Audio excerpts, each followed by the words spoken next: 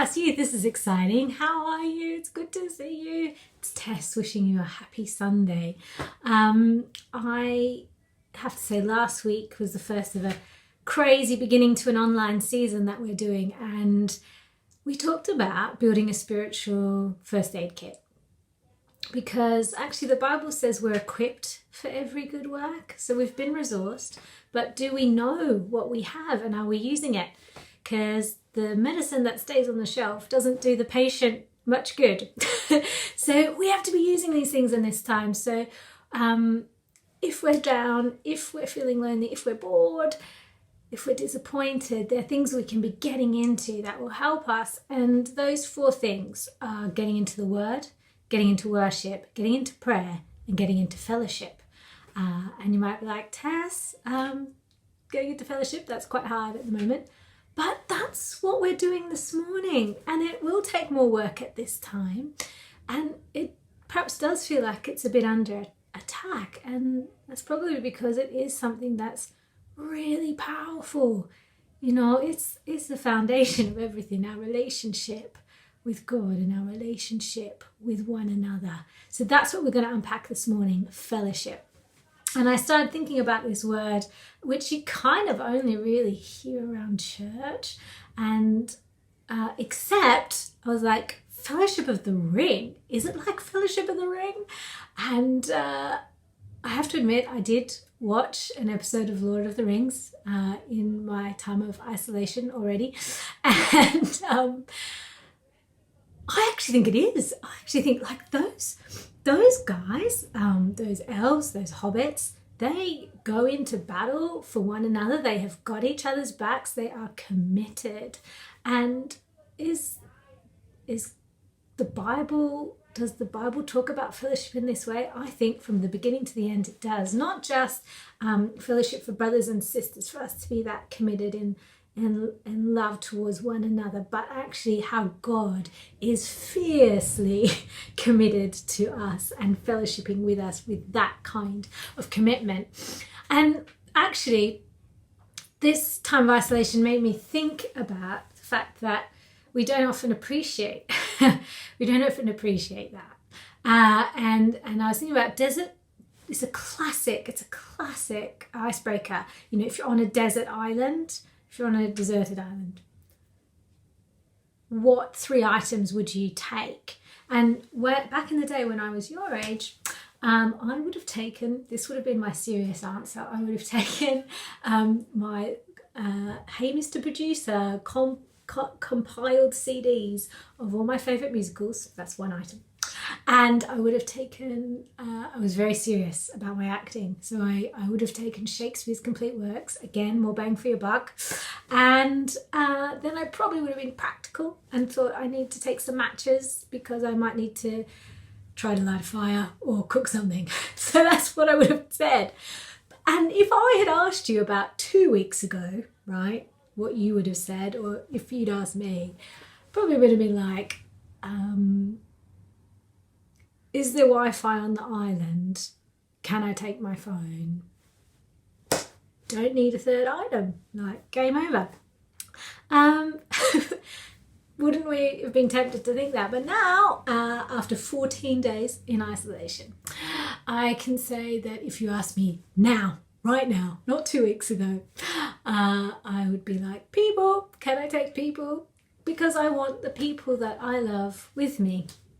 And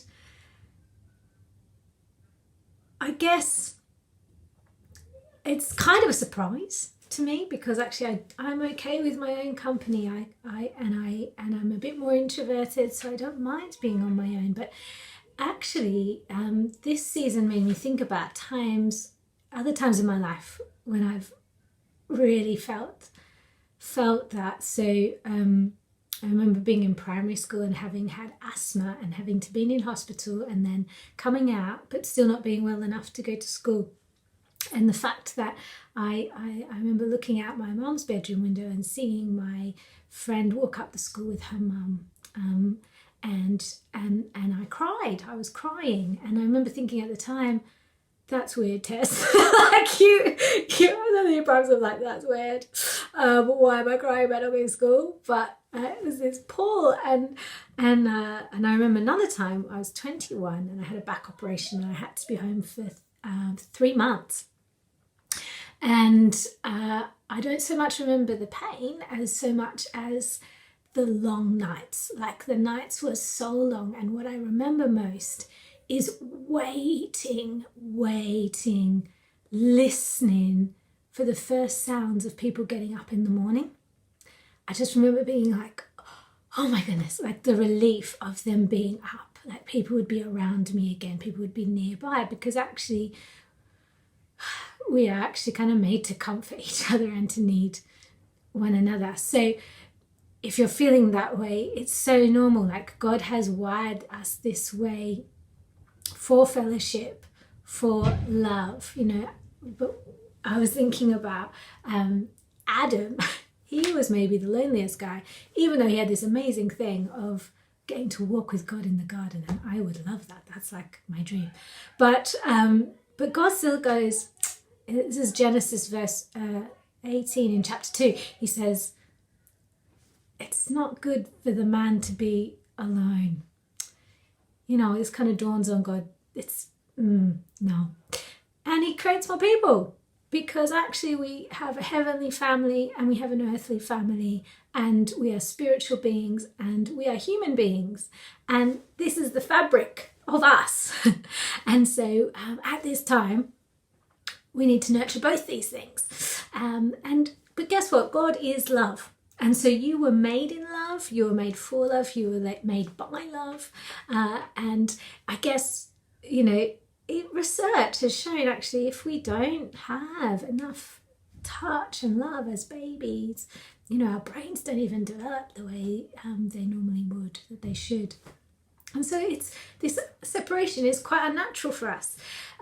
But we know the source of all love, which is God. And so I was thinking, if you need a love top up this morning, Psalm 139 is brilliant, because, you know, when you miss someone, you think about them all the time.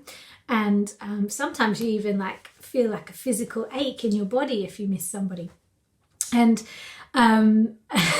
so that is how God feels about you. I know that might sound strange, but it is. That psalm describes God having as many thoughts towards you as grains on the seashore. Now, grains of sand, that is. So, like, if someone told you they were thinking about you more than the amount of grains of sand on the seashore, you'd be like, oh gosh, that's quite a lot. Like, are they obsessed with me? Well, God is obsessed with you. He's obsessed with you. He thinks about you all the time. And like that, I love the other bit of this psalm is about how God formed you in your mum's womb. And I love this because it says, like, in the hidden place, in the secret place, he formed you. And it's like, yeah, actually, there was a time when your mum didn't even know you existed yet, where actually it takes a little bit of time before mum realizes she's pregnant. So you were hidden, and at that point you were hidden even from your parents, and it was just God loving you unconditionally, just loving you. And he's still like that. He still loves you in that way. I love Isaiah 49. It says that he's engraved your name on the palm of his hand. And when I write something on my hand, it's like, Tess, you cannot forget this. This is really important. And that is how he feels about you. You know, you are so important. Your name is always before him. And actually, some translations put it like engraved. So you engrave something on you.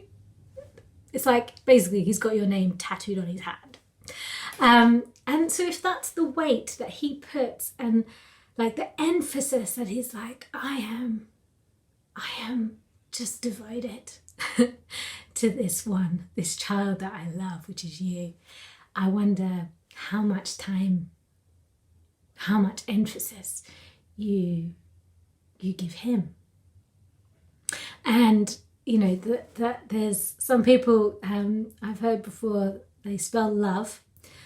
It's a 4-letter word, and it's spelt Time. Because actually the expression of love is spending time focused attention, quality time with someone or with God. And I just, in this season where what do we have? We have time, and we get to choose how we focus it. And are we going to get fierce about fellowship, about giving that focused attention to the people that are precious, that we might be tempted to take for granted, and we can use this time to strengthen those relationships in creative ways? Or and what about God? What about the time? Are we going to get ferocious? Are we going to get fierce? Are we going to get Lord of the Rings fellowship style about our relationship with God and with each other? So I've got a little exercise for you. And so grab a piece of paper and a pen. Here's one I prepared earlier. And I want you to draw around your palm. It's not that high tech. I'm sure you can manage it. You're going to have like 10 minutes to do this. And in the palm bit, I want you to write God, and I want you to write a characteristic. Just have a reflection and just have a bit of quiet time, you and the Lord, and think about like what is the standout characteristic. There might be more than one that comes to mind that you are so grateful that God is like that. Because like, I think for me, when I did this, I was thinking about He's constant. Like, I'm so grateful He's constant in this. He's the same yesterday, today, forever. There might be something, there'll be other things that you appreciate about God at this time, but write them down. And then on the fingers, I want you to write different people. Think about the people and think about the qualities about them that are really important, really precious to you, that you appreciate.